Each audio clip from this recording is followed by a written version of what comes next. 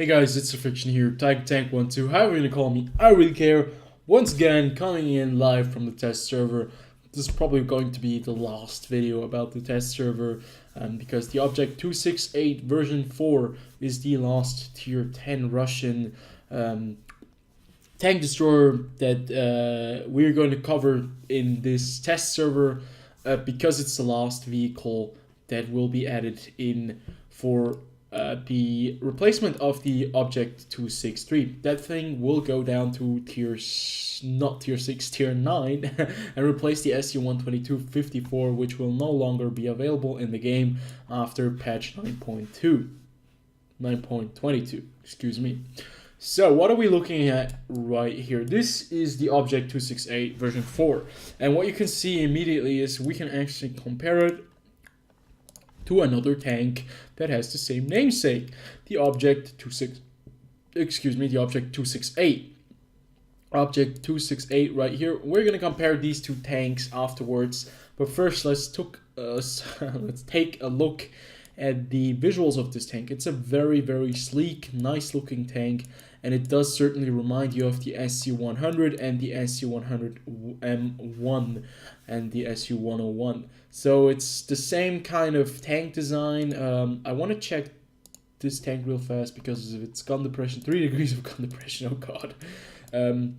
It's the same tank design with the gun being placed in the very back of the tank, while it is a very slow, a very low design.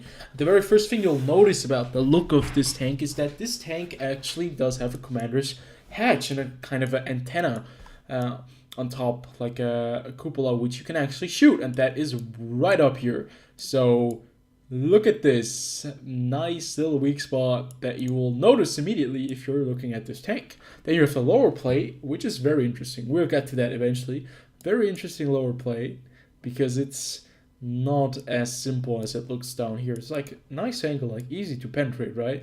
But we'll get to that eventually. Then you have the gun mantlet, and then right next to the gun mantlet you have like a very flat surface for a tank destroyer.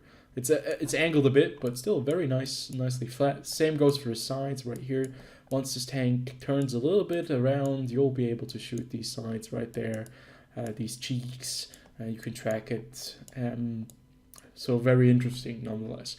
Let's go over right into the comparison between the 268 and the 268 version 4. So what does this tank set it apart from the Object 268? Well, first of all, they have different guns, and second of all, their alpha damage is not the same. The Object 268 has the standard alpha of 750 damage per shot, while the Object 268 version 4 only has 650 alpha damage. Now that is a drop of 100 damage, and that can make a difference from time to time. But the average penetration is also different, 293 and 303 on the Object 268. Now the rate of fire is better on the Object 268 version 4. Same that goes for the gun traverse speed. You have a better gun traverse speed. You have the same amount of gun depression and gun elevation, but you have a little bit better of gun traverse limits. That's like 12 degrees to the right and to the left. Now, the aiming time is also a lot better if you look at it. 1.71 seconds for a fully aimed in reticle. This is very interesting because this is something that we have seen on the other Soviet tanks previously, the other newly added heavy tanks and the medium tanks, that they have really good aim time. Like, aim time is fairly decent, but the dispersion at the same time is very well, mediocre or bad. In this case, it's bad. It's a tank destroyer that has, I think, that has the dispersion at 100 meters of 0.42. Now the 0.39 mark is because I have equipment on this tank.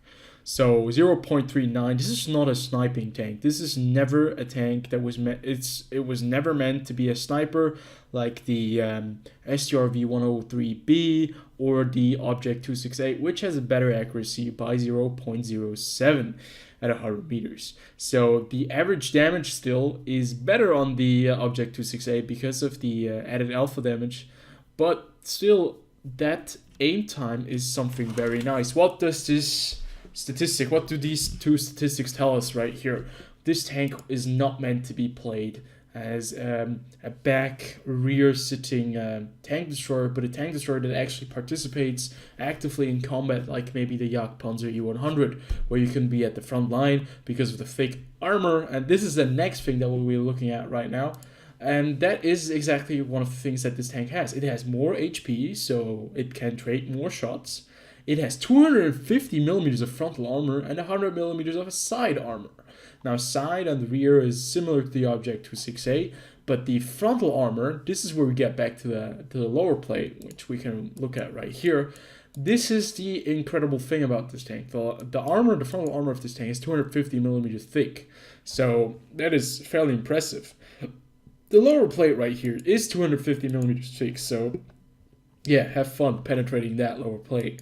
At this angle as well. Actually, it's quite flat, but still, it's a very, very nicely armored tank at the lower plate, even at the front part right here. So if you're playing this tank and you're going up against tier 6 and not tier 6 vehicles, tier 8s, tier 9s, and tier 10s, they'll be thinking, oh, nice, look at the lower plate, we're going to penetrate it, let's shoot it.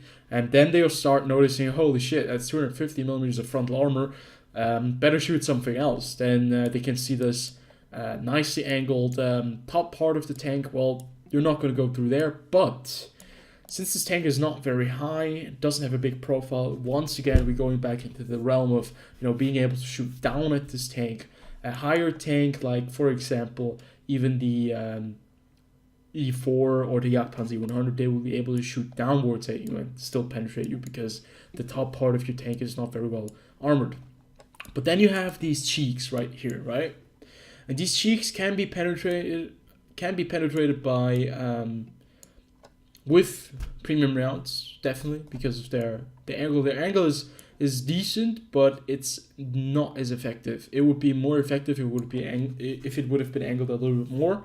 But the side as well is quite flat in certain parts. So if you have like a shot at the side, you'll be able to penetrate it. And then you have the big weak spot on top, the cupola, which is actually a weak spot and can be penetrated quite easily by tier 9s and tier 10s.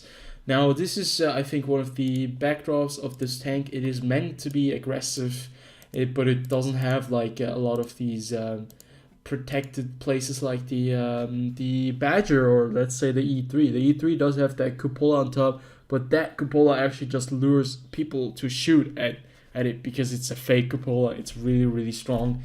You can pretty much never penetrate that except for very, very high penetrating premium rounds of tank destroyers. So, moving on to mobility. Now, the Object 268 is no stranger to good mobility. This tank is certainly not slow, but this other version 4 now takes the cake in mobility because the engine that you are having in here is has 1,500 horsepower. And that is almost twice as much as the Object 268, but only goes 55 kilometers per hour. So if you like compare that like engine power, and then you compare the speed that both tanks have, 55 kilometers and 48 on the Object 268, it does seem to be kind of ridiculous because okay, the version 4 is heavier because of the additional armor. So it's 75.7 tons, while the Object 268 is only 50 tons. But still, at the same time, 25 tons, but twice the amount of engine power that would at least, in my books, be like a 60 kilometers mark, right? But still, 55 kilometers, very, very decent. The traverse speed, on the other hand, is abysmal, 24.53 degrees per second. It's better on the Object 268, but at the same time, you have a little bit of a better, a wider gun arc to sway to the left and to the right. So concealment, obviously, I own the tank. I have, I'm not sure, do I have camo? I have camo on it, and all that stuff. Spotting, this tank does have 378 meters of view range. So don't expect anything too crazy in spotting, in terms of spotting, because this tank is just not going to be that crazy. So what does this leave us with? It leaves us with a tank destroyer that has less alpha, but a much better aim time, but at the same time very mediocre accuracy. So it's a tank that does fairly well, I think, in close to mid-range engagements, and is very specifically in those roles it will be very, very comfortable to play in. But once it gets out of these zones where it's comfortable to play in, it's going to be a little bit awkward to be, playing in this tank, because the further away this tank is, the harder it's going to be able to be penetrated, But at the same time, the worse it's going to be at being able to hit those targets. It does have nice aim time. It's going to be great at snapshotting targets, but at the same time, it's like those things might be so far away that you'll just not hit them. But at least you have 293 millimeters of pen, and the heat rounds do have 360 millimeters of pen. That is enough, at least. It's decent in the standards of tier 10 premium tanks, and I think you'll do just fine with this kind of setup. So, I'd say, to confirm my suspicion, if this tank is any good in the battlefield, and it is really a brawler, I'd say we jump right into some games and look at it up close in those games. So, the game that we're going to look at today is on the map Kharkov, and you've seen the statistics of this vehicle. Accuracy is not one of its strong points, and that is a common theme that we can see with the new Russian tanks that will be added in 9.22. They all have great aim time, but they all lack the necessary accuracy to be good enough at long range engagements. And all of these tanks do sport a lot of armor, this one as well, and obviously they want you to be heads up, one of the aggressive combatants in this game. They want you to be on the front line, and that's exactly what we're going to do. We are very, very cocky kind of in this position right here. And what do we get? We get our first hit. I'm not even sure what that one went in lower plate, like below the lower plate even. There is like a little thing right here, and you can see that we paid for that aggressive push bravely. That was a very stupid idea by us to go right out there in the open. I thought we had someone spotting in the back, and I wanted to play a little bit aggressively. Obviously not with the greatest crew that I have on this tank. It's just a crew, 100% crew that I bought since it's a test server, and we did just get flagged pretty heavily there. So, but how does this tank fare against its counterpart, or its clone, pretty much? Well, that's what we're going to be seeing right here. There is a mouse who can easily take a hit, or just, side scrape and lure him to shoot, but it's a test server. People here don't really own these vehicles most of the time. They don't know how to play them. This is the test server. This is just something you have to get used to when you're playing on the test server. Yeah, there are no good plays on the test server, pretty much. It's pretty damn difficult. So we are in a very awkward position right now. There's an object, 268 version 4, that is side scraping over there, and he just fired at the mouse. Luckily for us, that gives us the opportunity to strike him in the lower plate. 293 millimeters is enough to go through the 250 millimeters thick lower plate, since it's not very crazily angled. Then you have the big weak spot on this vehicle on top, and that is the cupola that you can penetrate if you have, I think, above a caliber of 100 and 122 millimeters. That cupola is obviously a weak spot, but it is a bit tricky, because there are certain parts of the cupola that you cannot penetrate, or that will be quite difficult to penetrate, because it's just a little bit differently edged. So what do we do right here? We do something very, very aggressive. But you can see the mobility on this tank is not too bad. And that's definitely one of the strong points of this tank. You're fast enough, to get around the map quickly enough, and flank these tanks. And once again, the mouse does give us a little nice love shove, and we do get into this very, very awkward situation right there. But I really want to get that shot in. I get the shot in, the mouse fortunately for us, doesn't push us into the line of fire. He just puts us behind it. And now we're in a very tough spot. We're getting flanked by Object 705. But this is exactly where you can see the armor of this thing. The Object 705A has a pen of 252 millimeters with standard AP rounds, and this guy is not using APCR, not using heat rounds. And the first shot he shot at us bounced off our lower plate, and the second shot right here, as you will see, as we're closing the distance, he does bounce off again. This time around, I think he fired at the upper plate of our tank. And the rate of fire is not too bad. It allows you certainly to, get in there and do some damage. I think it's on par with the other tier 10 tank destroyers, at least with the Object 268. And you can see that the hull armor does hold up, especially if they're not firing heat. And what I've noticed in this tank is that the aim time is not a big issue if you're in such close quarters combat. But what does happen when you're playing outside in an open map? This is going to be very interesting. Let's see how this tank does fare sniping. The game that I've prepared for you guys is on the map Live Oaks, or pretty much still titled North America in the replays. And this time around we're gonna see how this tank does fare in a sniping position or in a sniping role. And I just wanted to remind you guys, this tank has an accuracy of 0.39 with equipment. That is a base accuracy of 0.42 at 100 meters dispersion. Now, those statistics are not great in any sort of way. They are not good for a tier 10, they're not good for a tier 9, they're not good for a tier 8. These tanks usually do not tend to be snipers. But if you're a tank destroyer and you have a gun like this, which does not fare very well, actually this gun right here has some issues. It's not the highest pen, it doesn't have the best accuracy. Oh, that's exactly where I was trying to figure out how accurate this tank was going to be in this, like shooting at targets from very far away. And this is going to be the real first test. This tank has great, gun,